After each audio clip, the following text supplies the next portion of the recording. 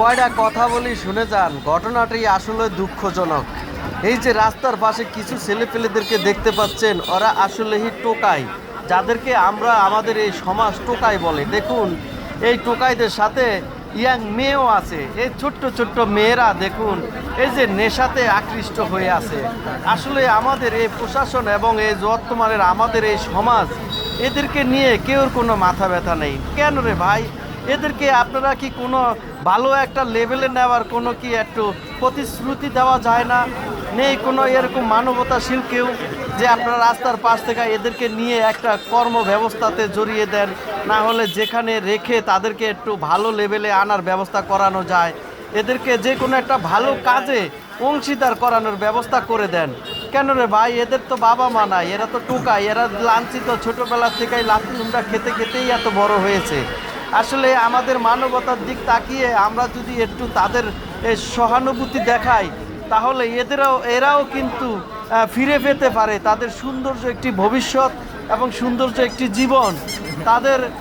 তারাও তো একসময় বাবা মা হবে। আমরা কি পারি না? আমাদের এই সমাজ কি পারে না? আমাদের এই বর্তমানের এই প্রশাসন, আমাদের এই বর্তমানের সরকার, তারাই একটা ছোট্ট টিম গঠন করে এসব অসহায় রাস্তার পাশের এই টোকাই ছোকাই ছেলে মেয়েদেরকে একটু নিয়ে ভালো পরিবেশে মানুষ করা যায় না? এই যে কত এতিম সংস্থা, এই অসহায় কার্যালয়, মানে অসহায় কত সংস্থা আছে, কত জায়গায় কত মানুষের করা হয়। তো এসব ছেলেপেলেদেরকে নিয়ে কোনো একটা এরকম আপনারা বাড়ি ঘরের মতো একটা সংস্থাতে নিয়ে তাদেরকে একটু ভালো করে, তাদেরকে একটা ভালোভাবে একটা ভালো লেভেলে আনার ব্যবস্থা করে দেওয়া যায় নাকি?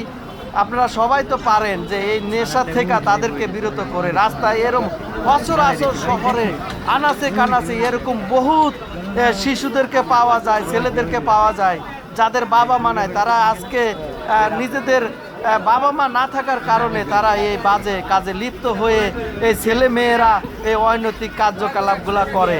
আপনারা এমনও হইতে পারে এসব ছেলেপেলেরা নেশাগ্রস্ত থাকে, এই যে মেয়েরা নেশাগ্রস্ত থাকে, তাদেরকে তো একটু ভালো কাজে আনা যায়। তারা তো কোনো কিছু রাতের অন্ধকারে তো অন্য কিছু হয়ে থাকে।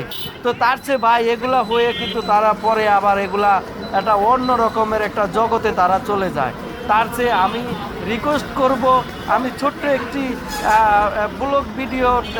ব্লগার হিসাবে আমি এটাই কামনা করব যেন মানবতার দিক তাকিয়ে মানবতার ফেরিওয়ালা যারা আছেন তারা এই ছেলেপেলেদেরকে, এই টোকাই ছেলেপেলেদেরকে একটা ভালো লেভেলে নেওয়ার সুব্যবস্থা করে দিবেন।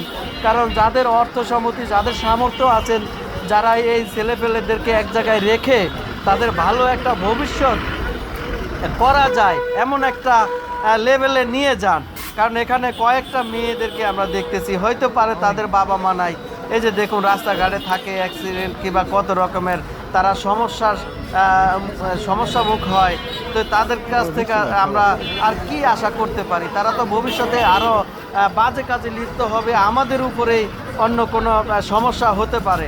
তার চেয়ে প্রশাসন এবং ইত্যাদি যারা আছেন, সিনিয়র কর্মকর্তা ভাইয়েরা আছেন, যারা মানবতার ফেরিওয়ালা আছেন, তারা এদেরকে নিয়ে এসব বাজে কাজ থেকে ভালো একটা কাজে পৌঁছানোর ব্যবস্থা করে দিবেন।